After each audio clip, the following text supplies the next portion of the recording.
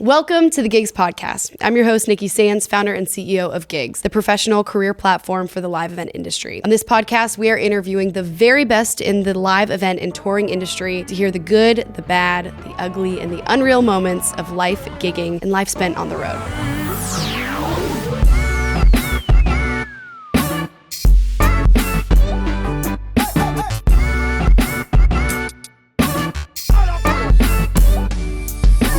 Today, I am beyond excited to have Mark Oglesby, a veteran tour manager who has worked with some of the biggest names in music. From OneRepublic to Post Malone, Mark's career has taken him across the globe, managing tours and making unforgettable memories. Mark Oglesby, welcome to the Gigs Podcast. Thanks. Well, I want to go right into it. Okay. You went from OneRepublic to Pink to Lady A, thinking you were probably just going to start winding down, maybe retiring, just getting more family time. And then just a couple months ago, you took on one of the largest tours in the world right now, Post Malone. Why did you make this decision? You can imagine this was my phone blew up when I had made that decision because yes, I'm married tomorrow. In fact, I celebrate 20 years of marriage, and congrats. Thank you. I have an 8-year-old, and I help coach his sports. And so my wife and I had spent the last couple of years after the shutdown in the headspace of what does the next chapter of life look like. And I am first and foremost a husband and a father beyond anything. And so for me, in prioritizing my time, I have found that I'm best when my son and wife feel loved and I'm giving them attention. And I will say, I'm the needy one of the three. Like I need them. So I thought that Lady A was going to be my swan song. We were going to sail off into whatever the next chapter of my, I think the two common sectors that us roadies go into is real estate or food and beverage. So I figured at some point I would go into that. Yeah. And then my dear friend, Angie Warner, out of the blue called with this harebrained idea of tour managing. She had decided to transition into a different role herself, and so said, "Hey, would you? I'd like to tap you for this."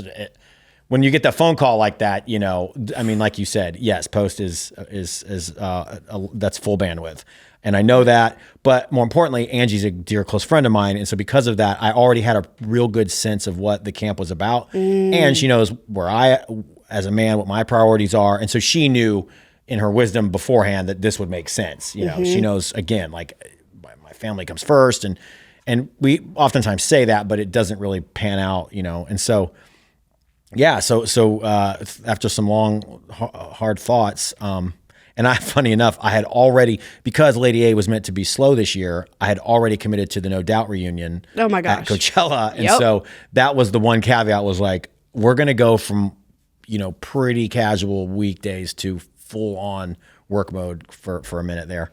And I do feel like this week, after we've gotten out of Bonnaroo now and closed up the No Doubt stuff, that like I'm focused, fully on Post. It's fantastic because it's a really good camp, really good organization. And there were so many boxes. It ticked all the boxes. I mean, at the end of the day, like we're firefighters, right? Like, and so you can't cry that it's too hot or there's too much smoke because this is the gig. Wow. And so for me, I know what the workload entails, and it's more about the camp and the vibe and the ethos and the culture, and it just needs to work for both parties. And so Post, fortunately, with who he is and the man he is and the company he runs and that the management, it's a good simpatico. Like it really is a good camp for all of us, I believe.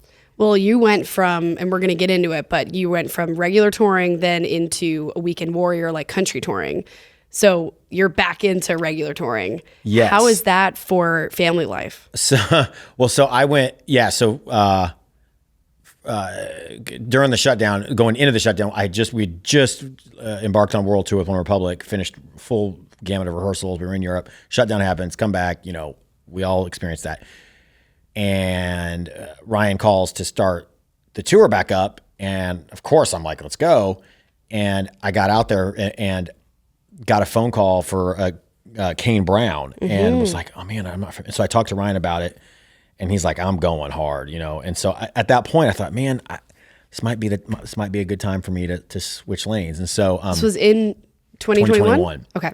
So we switched. So I left OneRepublic after Ryan and I had been there almost 20 years, and went to Kane And I joke because that was also, as you remember, like the shutdown coming out of that. That was not only were we doing the normal gig life, but this whole other element of COVID. And so that was a lot of work. And it was awesome. And it was really great to be able to, I feel like, be a pioneer in going back into the touring world. And I teased our camp a lot because management, when they said, hey, we're a weekend warrior, I like to joke and say that, the root of warrior is war.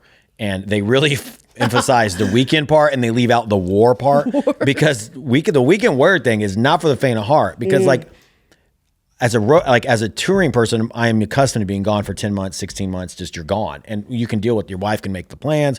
Yeah. We'll fly out in and out and see you. With the weekend warrior thing, especially for anyone in a managerial position, you get home Sunday night or Monday and you are torched. So you sleep that whole day. Your family's doesn't see you. And then Monday or Tuesday, you're going to the bank, you're doing the laundry, you're doing all the things. Yes. Yeah. You're sending your road reports in, you're doing your advances. And next thing you know, it's Wednesday and you've got bus call and your family's like, I thought we were going to see you, and it's not like the weekend warrior thing is not it's not summer camp. It is not vacation, at least for my experience. It's a lot of work in its own right. And especially for the back of house managers and the assistants and the PA, they're the ones really, it's unbelievable the amount of work that they do in such a short period of time. Well, and the families, your families are getting you tired. 100%. Because if you're just out, you get a full day to rot in your hotel room or 2 days or 3 days or explore cities and actually just rejuvenate. But if you're rejuvenating in Nashville, you're not your best self. 100%. Wow, that's tough. Damn. Yeah. So now that I have that perspective, it helped me make the decision when you get a phone call like Post Malone, because now I know okay, I know what's on both sides of the equation. And I also know for where we're at in my family and what it is we want to accomplish, this works, Wow. Congratulations. Thanks. Can we talk about size and scope of this tour and what you're about to get into this year? Sure. Is this a world tour? Is this a country tour? What are we about to see? So, yeah, I mean, I can't obviously go into graphic detail for in regards to his business, but yeah, we did announce the tour today, in fact. Wow. And so, currently speaking, this particular leg is a North American tour. So, great. Yeah. What size venues? Sheds, there's a couple potential stadiums in there.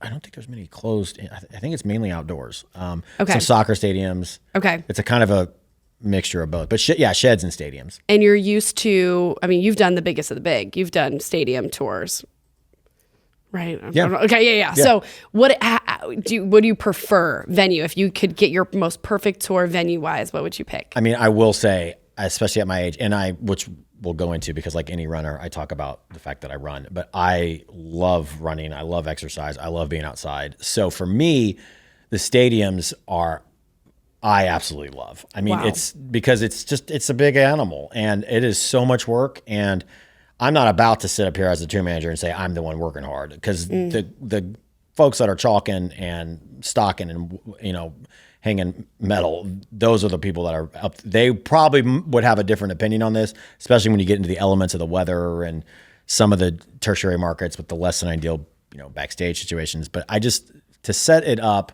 and have 45, 55, 65,000 people coming in and seeing it go off without a hitch and everyone's safe and everyone has a good night. That to me is it's pretty freaking cool. Yeah. And you get 40,000 steps a day. At least. Yeah. So you're not a guy that is on a scooter or a golf cart. You're running. You're walking literally around. Running. Yes.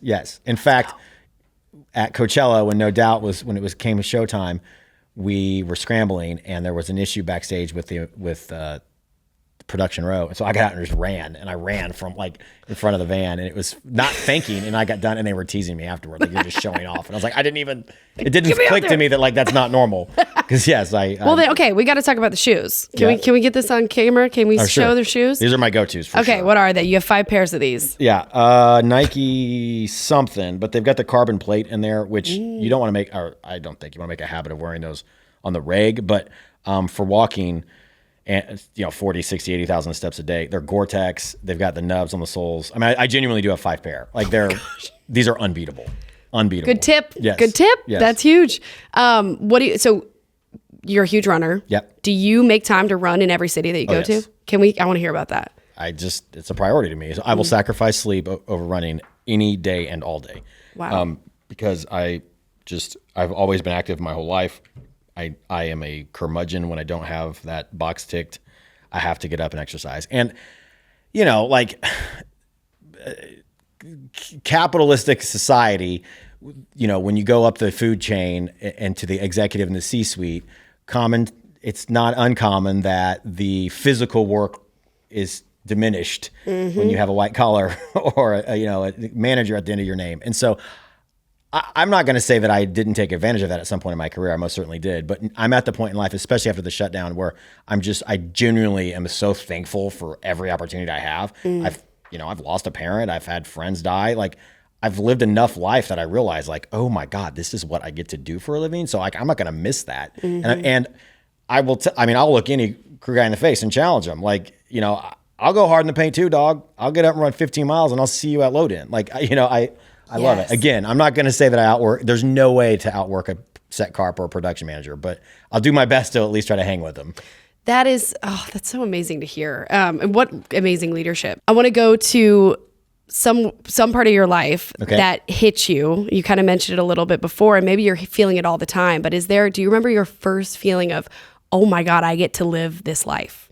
Oh yeah. I mean, yeah, like I'm 45. I started doing this when I was 20, 21. And I mean, very quickly, I remember my mom, like, she was very devastated that I chose to do this for a living. Like, and my dad was like, literally, he said his words were like, I broke my body so that you didn't have to. Like, why are you farting around in a bar with a band? Like, this is, and I get it. I'm a dad. Like, and so kind of that first time when my parents wanted to come to a show and like, when they could see like, oh, my son's like, like people are respecting him. He's like leading people. He's making money. Like, oh, this is actually kind of cool. So for starters, and I have a photo of one of those moments with my mom, like yes, but then on the contrary, I mean, my dad laid tile for a living. My 3 of 4 of my grandparents were active military vets. Like, this is a joke of a life. Like that, totally. I get to go help people achieve their dreams and put on concerts, and then help the public check out of their life even for a day. I know what music is to me. I mean, music means everything to me. So I know as a fan what it's like when when Eddie Vedder gets on stage and does his thing. That to me, he speaks to me. And so to play a role in someone else's ability to have that, it is invaluable to me. It starts with gratitude. Like, I'm so freaking grateful. Okay. So then did you always know, you said you started at 21. Did you always know that was what you wanted to do? What brought you into this world? Yes. I mean, I would say, especially if you ask any adult in my life when I was a child, that they definitely knew I would be doing something in either entertainment or sports. I mean, I've just always been very active, and I suffer from the lack of not able to talk to every freaking random stranger on the street. Like, that's just, I don't know that I'm like a dog, like I'm a golden retriever. Like it's not within me to understand, like, you don't need to go talk to everybody. Yeah. Yeah. So, yeah, I've always loved music. It helped me through, I'm like everybody. There were times that I attached certain songs to for my own soundtrack. And like in 2009, OneRepublic, we supported U2 on a couple different tours, and Ryan produced a few of their albums. So we were close with them. And so 2009, we were in Vienna, Austria, and the boys and I show up to load in, and Jake Berry, world famous production manager's there, and he meets us, and he's like, "So where's your crew?" I was like, "It's the band and me." And he's like, "What do you mean? You have no crew?" I was like, "This is us, dog." And so he's like, "All right." And so we load in. It's Ernst Happel Stadium there, 86,000 people. We do our little set at 4 p.m. that no one cares about because they're to see the Irish. And we go to front of house where all the VIPs can go. And I remember Ryan and the boys and I were standing there, and it's like, we all kind of started crying because it was like, what are we doing here? Like, this is, and that was a moment, and where, yeah, like it just hit me like, this is not normal. Like, wow. This is not normal. This is not how anyone. No, I as a child, I had dreams of being around musicians and around music, but certainly didn't think I'd be in, the country that my grandfather was shooting people 70 years earlier, putting on concerts with my favorite band of all time. Like, wow. Very, very thankful. I'm freaking thankful. And what got you to get with those guys, with OneRepublic in the first place? The very first act the first signed proper act I was with was at the time a band called the Clark Family Experience. Okay. Yeah. They were on Curb Records, 6 brothers. And, I was 21 and I was older than 4 or 6 of them. Oh my God. So the youngest was 15. And so it's the 6 boys and myself in a tour bus that the label's paying for. We were looking back. Oh my God. It's unbelievable. And all we did, we were good kids. All we did was play, Nintendo 64 at the time, yes. GoldenEye. But yeah, so being with those boys, I got a house at the time, and was subrenting. I had my master bedroom had 2 queen beds and 2 sets of bunk beds. And I had like 12 guys living in my house, paying me rent. Oh my gosh. Yeah. And, some of the boys the Clarks were with me, and, they said, hey, our cousin's going to come to town for the summer to work for James Stroud and Scott Burchett at DreamWorks. Can you crash here? I'm like, dude, there's already freaking 10 people, whatever. And it was Ryan Tedder. And so he moved in for a bit and stayed with us. And he would sing Apologize on the guitar. And it was like, we're all kids. And this dude's singing this like heavy song. And wow. Yeah. So you just fast forward. I went out and did some other tours. And when the time came a few years later for him to actually pursue, he was successful in his own right, scoring movies and doing soundtracks. But when he put the band together, he called me. And at the time, on paper, it would be stepping back because they were just kind of a one-hit wonder, potentially. Was it Apologize? It was the precipice of Apologize. Oh, yeah. okay. It was that summer before it launched. I remember watching this on VH1. Oh, yeah. And MTV. Oh, yeah. Yeah, it was before Apologize. Yep. And so I was with a band called Emerson Drive, and we were. Yeah. I was their day-to-day manager. They had a #1 with Moments, and they were Grammy nominated at the time against the Eagles. Oh. And so like leaving that to go to my friend's band, they're like, you're an idiot. Your roommate. Yeah. But I love him and I love the boy. And so, yeah. Thankfully it was obviously like that changed my life. How did you know that was the right decision? Well, I'll tell you what's weird. They did So You Think You Can Dance. Oh yeah. And I remember that. Dude, I was in the living room and I look at my wife and I was like, man, if I was ever going to tour again, like Ryan or the Clarks would be like who I'd want to tour with. Cause like we're both like we grew up together, It was like this is my friends. And that dude called me like a week later. Like so it was I just knew God's like, listening. It was wild. Wow. Yeah. So you start with them, you open for U2, and then that leads to how many years were you with them? Well, so I started with them in 2007 and then finished in 2021. Wow. Yeah. Lived some life with them. Oh yeah. I officiated Eddie's wedding. I officiated Brent's wedding. They're we're still I sent them a video yesterday. They're my brothers. Wow. Yeah. And it was important to me when I left that I left, cause yes. It was out of the blue to a degree. Like, how quickly did you start getting, if it was just you and them, you maybe in a van and then a bus? It was, yep. Can you talk about growing that camp and how you did that and what you really wanted as a leader, like for that camp to be all about? Yes. I view them as my formative school years of the touring world because Apologize at the time was the biggest song on the planet. Yes. And they broke on MySpace, if you can remember MySpace. And so it was a lot of fun just being the shepherd for these boys. And they were with a management company at the time that very large management company that folded due to like some legal stuff. And so it was genuinely the 6 dudes and me for quite a while, and their attorney. And so once we teamed up with a management company, the manager was like, hey, I'm cool just flying at 40,000 feet if you want to be the one on the ground. So it was really them and a day-to-day. And we slowly but surely were very selective about the type of individual that we hired. What's the first hire for you? For OneRepublic? Mm-hmm.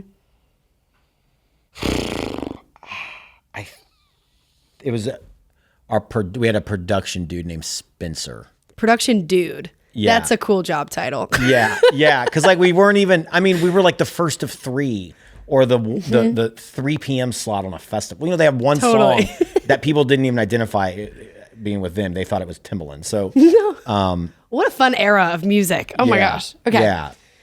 So that's the next. And then is that when you start getting a production manager, then front of house, then lighting? Yeah. So, funny enough, our first production manager was Brett, who runs Center Staging. Oh, yeah. So he had come off from Garth. He'd been with Garth forever. And I remember he and I shared a room at the Hudson Hotel in New York, which is, those rooms are Cracker Jack boxes. And I laugh now because, I was 25 years old. And he's a grown man. And he's like, I'm going to tell you right now, I haven't shared a room in 15 years. And, this is probably the last time I do this. So that's why because we had got him from Center Staging. But anyway, tangent. So you're doing all these hires, getting people, building this team. What is something, I'm assuming you've had to fire people. I would like to better answer that question. Yep. For real. Yep. So I started off as a teenager working in a mall doing retail. And I very quickly worked an assistant manager role. So my senior year, I'm working 40 hours a week being an assistant manager. And they hired me to be a manager of a store called The Buckle in Johnson City, Tennessee. So at 19 years old, I get offered my own store to move 1,100 miles away from home. And I'm 19 years old and I'm hiring and firing people and running $1 million budgets for a retail company. Oh my gosh. And so I learned very quickly at a corporate level on how to conduct myself because there's HR departments, there are legalities involved, there's IRS. And so I learned very quickly how to run a business, an actual legitimate business. And that is where I honed my skills in leadership from a fundamental level. And then coloring that in with color, I'm a huge bro when it comes to sports and student of the military minds. And so I really do research continually leaders and coaches and teachers and military minds because I want to be the best servant I can. And I view leadership as a servant. So to answer your question on what I look for when I'm hiring people, I look for people that are better at what they do than I am because I know that there are very few things I'm good at, very, very, very few things. And the majority of things I am not good at. And so I need someone that's way better at that than me because otherwise it's pointless. Like I don't need to replicate what I am. I need people that make up for my deficiencies. Yeah. And so oftentimes the production managers that I work best with, we couldn't be more opposite. Like could not be more opposite. And that's how my wife and I are. And so when I'm hiring people, whether it's a backline tech or a lighting designer or whatever it is, it's irrelevant to me on what I know about that gig. That's why I'm hiring them. That's not what I do. So I'm looking for somebody that's the best at what they do. And then within that, ideally, hard worker, honest, the general code of ethics. And again, like I want people that aren't like me. I don't want to look around and see the same faces and the same backgrounds. I want the diverse people because then it gives us as a team a better platform to be able to understand certain situations because we might have someone in that camp that's been there or done that, Totally. So when building a team, I'm looking for like puzzle pieces that aren't already on the puzzle. I feel like you could see a lot of times camps like all just kind of, they're hired to all be kind of alike so that they can all be buddies and best friends when, is that not the best way to build a team is not shared beliefs and actually people that can, fill in when you don't know something. That's beautiful. I love that. What is, when you see something in someone, as a leader, all right, this person's got to go? I would say, I would start by saying like rare is the opportunity, at least in my life, that it's gotten to that point. Because if it has gotten to that point, then I have failed in multiple levels for it to get there. Like the fundamental point I failed was them. How did they get into camp to begin with? Because unless they've changed, this whatever the situation you're referring to would have already existed, and so I missed that. I clearly didn't do a good job of finding out their history, and then to the present day, like how did we get here? Let's backtrack this. Like, and so if you've always hated the artist, then it would have shown through other work. So like if you're now just telling me, I can't work with this person, it's like, well, you probably have felt that way. I wasn't listening. I wasn't making myself available to see the signs. Wow. And so again, that's that is why I really enjoy being on the floor and being at the gig, is so I can be a tour manager that knows what the heck's going on. So I don't ever want to be surprised. And if we are surprised, that's on me. Like I shouldn't have. I have clearly failed if we've gotten to that point and we're surprised that our lighting designer's pissed off. Wow. I genuinely mean that. And my dad's a small business owner. I was raised, my dad swept the floors. And so I was raised in that environment. Again, I am not saying that is how I've conducted myself my entire career, but that's where I'm at now. And so if we're to a point where somebody needs to be replaced, it's not going to do any good at that moment in time to start, well, how did we get here? But that is definitely come Monday morning after the game is over, we need to sit down and figure out how do we get to this point. Yeah. And so if someone's unhappy or if they're not cutting it in their role, outside of them doing something illegal or immoral, like grossly immoral, right. Then, I think case by case basis, but I'm all about how can I help you? As a human, I have a good example. I have an uncle who ran a corporation, a very large corporation, and he had a guy that was always, I'm going to botch this story, but just to keep it simple, he was always, had this guy who was always showing up late and falling asleep. And this was in a huge warehouse. And so they wanted to fire him. And so they came to my uncle, who's the CEO, and said, we want to fire this guy. He's like, why do you want to fire this guy? He's a minimum wage guy. And you're getting minimum wage work. And they're like, well, he's always asleep. Why he's always asleep? I don't know. He's just lazy. Bring him in. So he brings him in. And the guy goes in, and my uncle's like, why are you always asleep? Well, come to find out, this guy was a pursuing artist, painter. And he was taking night classes. And so he was not sleeping when he could have been. He's from Brazil. He was on a visa. And so he was terrified if he lost his job, he'd have to go back to Brazil. So my uncle said, well, are you any good? And he's like, yeah. He's like, well, I think so. Come over to my house and paint a portrait of my family. Comes over, paints a portrait of my cousins and my aunt and him. Wow. And it's phenomenal. So every year he would have him paint a new portrait. Fast forward, that guy has his own wing of the Modern Art Museum in Rio, in Brazil. Whoa. And he only fundamentally could do it because my uncle was paying him thousands of dollars for these. Yeah. And so I learned from that's an example of studying other leaders and learning what they do. And I learned from him, if someone's falling asleep on the job, chances are they're not a bad person. There's probably a good reason, And so his job was to help him as an individual find his success in a different avenue. And so if we've got a lighting designer who's unhappy, I would rather them in 10 years' time be able to call me up and say, thank you so much for, talking to me that day, because now I'm a chef in the south of France living my best life. Wow.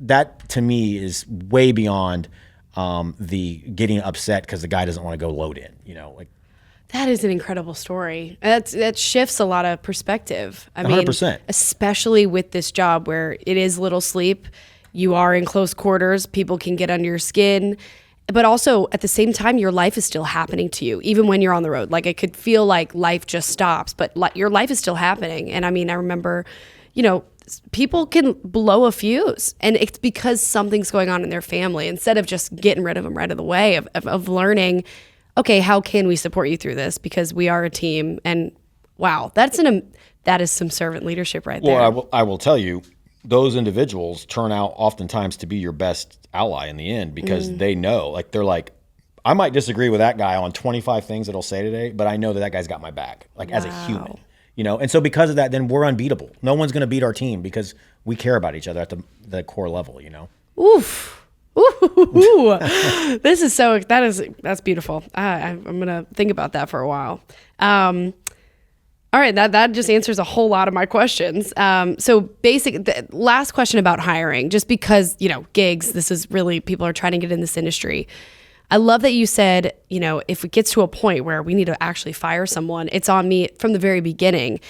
I think a lot of people struggle with that first hire. They're going to call as many people as they can to get enough recommendations, hear about their work.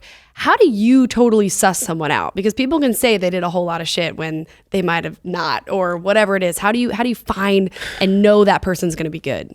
Well, I laugh at my younger self because I realize how full of crap I was. Same. Because you realize that it's such a small business, and it's, especially now 25 years in, I can call 90% of the people that are, it's like, dude, you don't have to sit here and BS me. I can make 8 phone calls. Or you just go on Facebook. You know what I mean? Yes. The world is so small now that rare is the person that comes across, whose resume I get that they've got it done to, or I don't know someone on, right? So you just call the person you know. Yeah. And there's some gut and some instinct, to a degree. But again, going back to kind of what we were talking about earlier, when I was working with Kane, for example, to me, it was very important as his tour manager to have kids, to have people backstage that look a little bit more like his kids than just us. You know, his kids, you know, look like their father. And so like or with Jennifer Nettles, like we wanted women, like she's a woman, like it would be nice to have some other like-minded humans here, you know? So you've got to take a full gamut of inventory of you know, who you have on your team, and maybe, you know, certainly you want the best person to get it. And I think the question is like, we'll determine what best is, you know? Yes. At the end of the day, we're not saving souls out here. This isn't rocket surgery. It's about the fit. It's about the culture fit. Yeah. No, that's huge. Can I ask you if you remember one of the biggest mistakes you ever made, and on the road, at home, whatever it was, where you just, when you think about it, you're like, oh God, I can't believe I did that. And kind of how you overcame that. Well, I'm hesitant. So I can be honest and give you the actual physical worst mistake I made, or I could do the deep philosophical of like, well, I what is a mistake, really? Yes. They're all. Are there any regrets? No, yeah. I will tell you, with OneRepublic in I don't remember, maybe 2010, probably 2010. We were somewhere in Africa or Asia or something, and the guys were like, "Hey, let's go see the Taj Mahal. Like, we're on the same side of the world. Can we go see the Taj Mahal?" It's like, all right, yeah. So I set up flights from. It was just the boys and security and I. We went like, I don't remember where we came from, but we flew to New Delhi, landed New Delhi, and I did all the work. Like I set it all up. I got a helicopter. I had 2 helicopters to take us from the airport to the Taj. I had a dinner, a chef, local Michelin chef, he was gonna make us dinner at the Taj, and because we only had a day, and then we'd get back in the helicopter, and then I had a red eye. It was all Emirates, you know, first class, and then we'd fly to London to meet up with the tour. Well, I didn't take visas into consideration.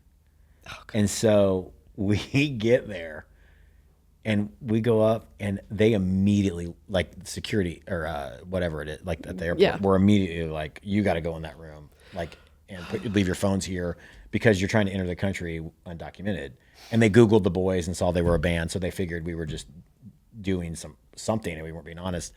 And obviously the guys were less than thrilled, you could say that. And and so we had to go after 6 hours. And I'm trying to call my travel agent, and I'm not supposed to be on the phone. Oh my gosh. Ended up getting flights, and we had to fly back to London, fly to London early.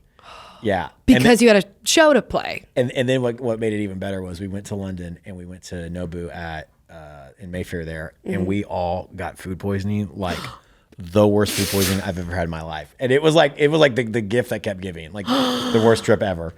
So physically speaking, that would be my biggest failure. That was the day I learned that you check for visas no matter what you're coming for or where you're going.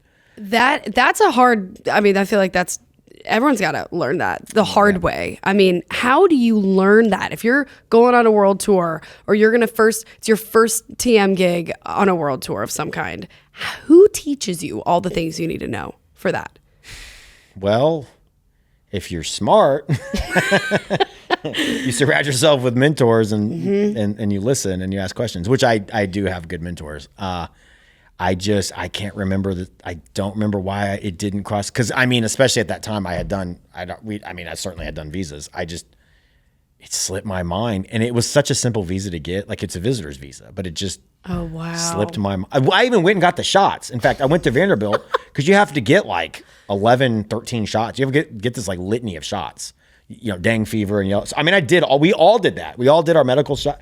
I just really dropped the ball when it came to, you need the key to unlock the door, dude.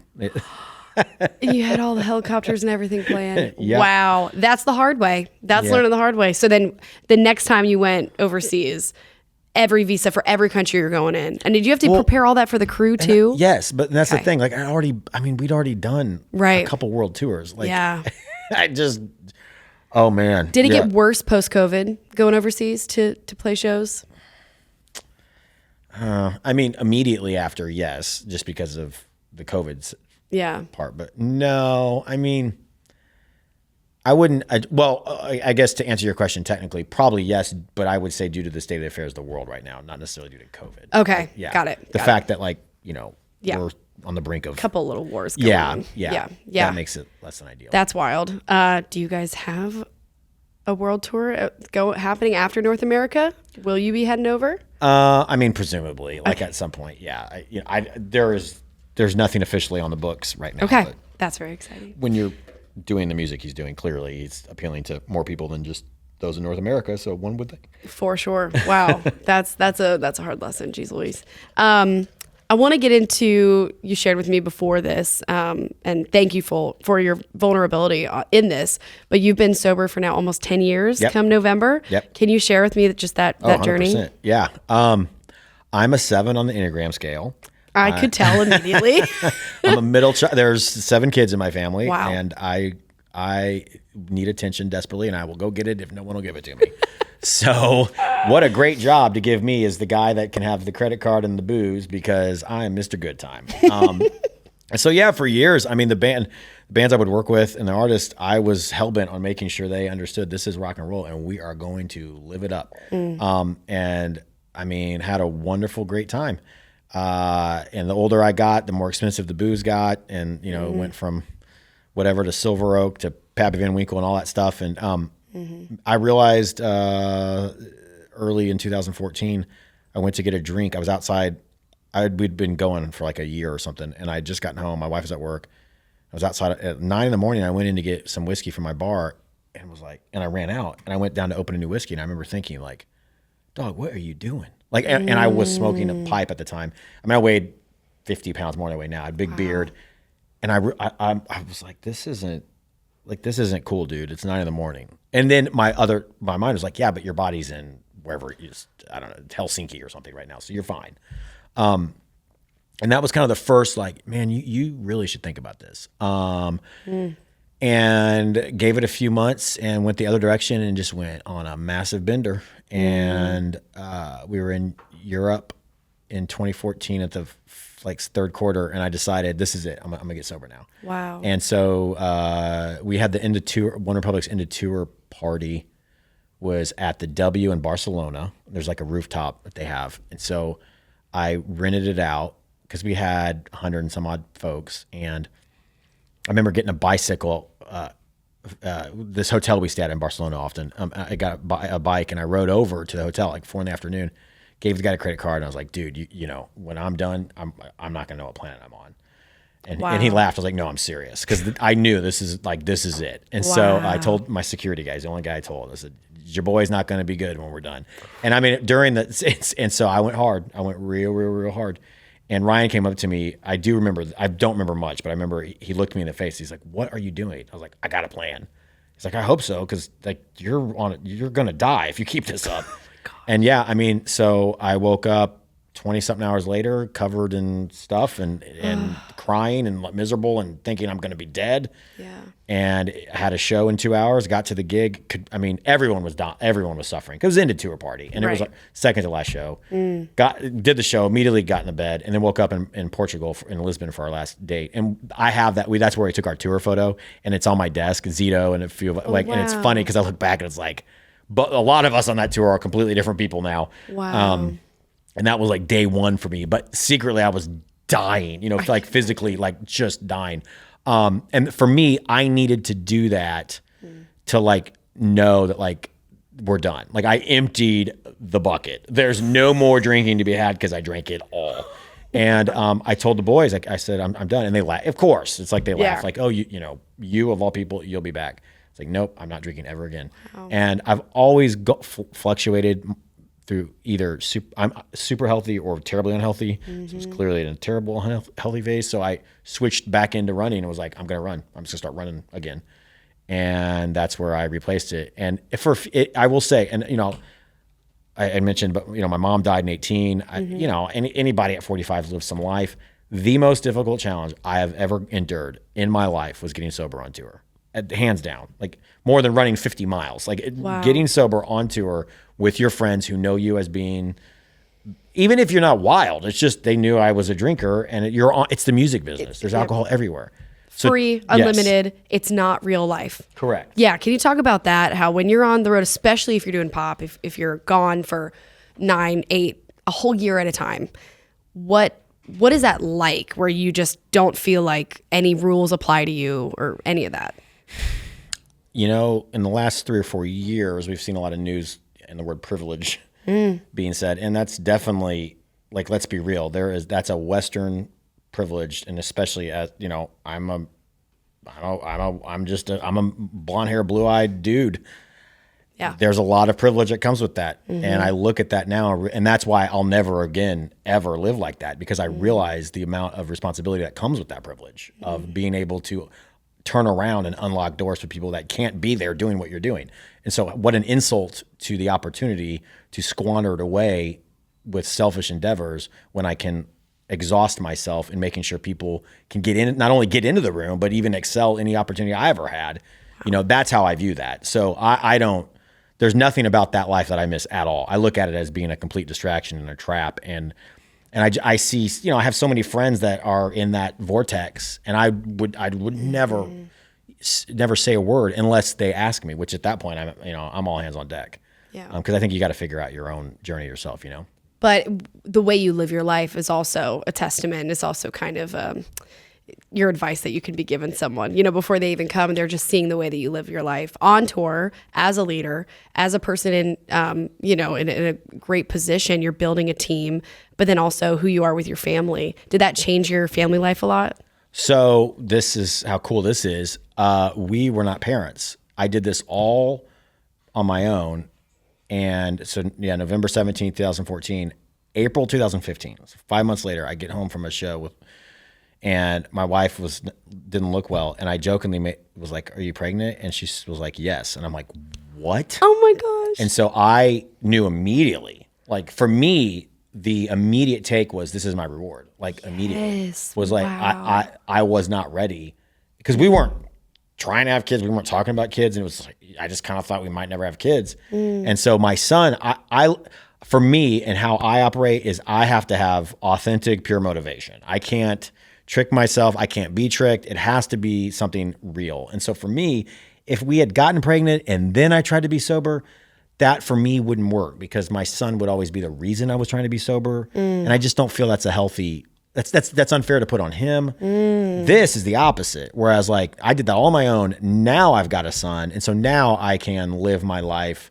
knowing that he's here and I can help him be the best he is. Wow. You know what I mean? As opposed to, I'd love to have a drink, but I can't because I'm a dad now. Yeah. It was your decision first. 100%. Yeah. 100%. And you got to that on your own. You closed a door, which opened up all 100%. These new doors. Do you think that certain artists benefit from having you have a mentality like that, or in the job? Yeah. I mean, so with Lady A, Charles is sober and he's very vocal about it. So I'm not telling any of his secrets here. Yeah. And so I was on the bus with him, and it was great because, you know, like, he was just starting his journey. I'm into mine.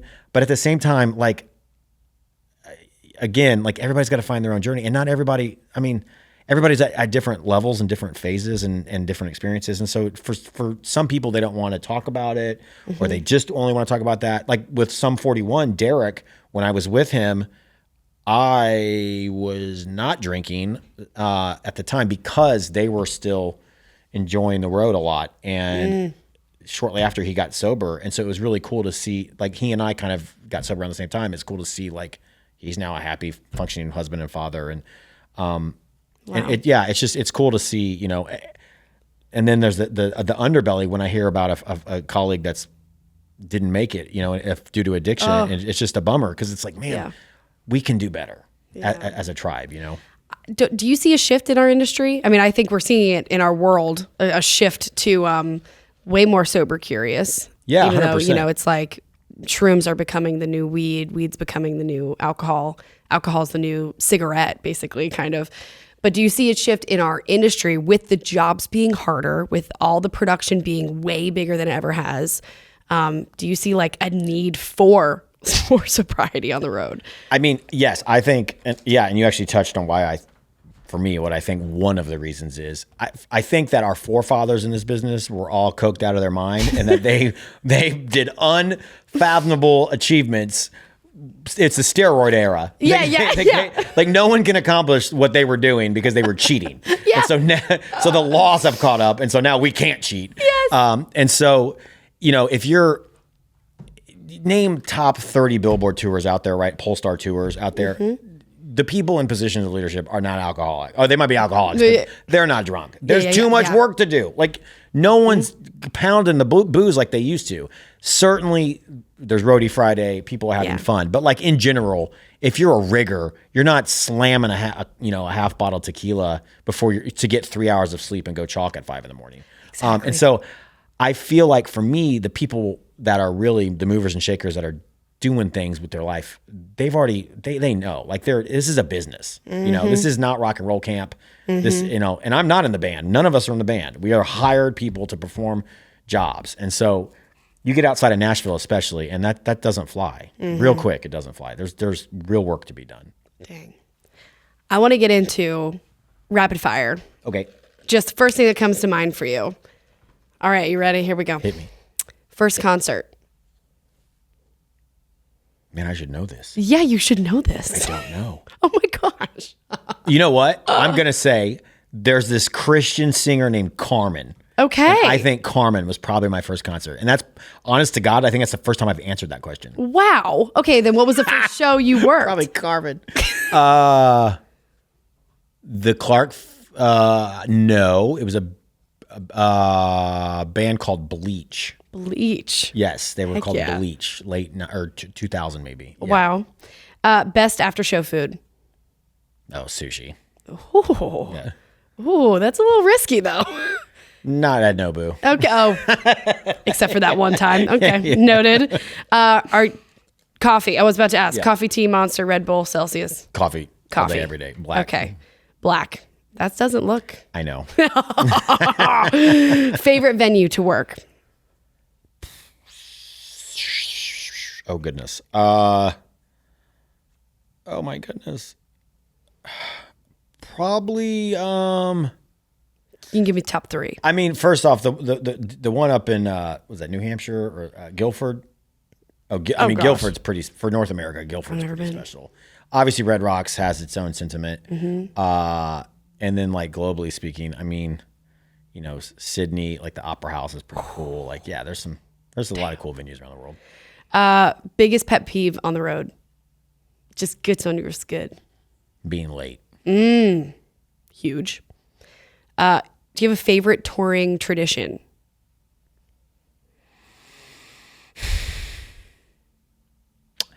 Yes. As the tour manager, I like to, on day one of the kickoff of the tour, set out tables in the hallway and they're not, because of Master Tour and other companies now, they're not as hot as they used to be, but I do the tour book. Oh, yeah. I do your laundry bag, your luggage tags, your credential, and then any other swag or water bottle, whatever it is. I love to lay all that out with everybody's name. So it's like they feel like first day camp. Oh my God. Like it's a camp. Yeah.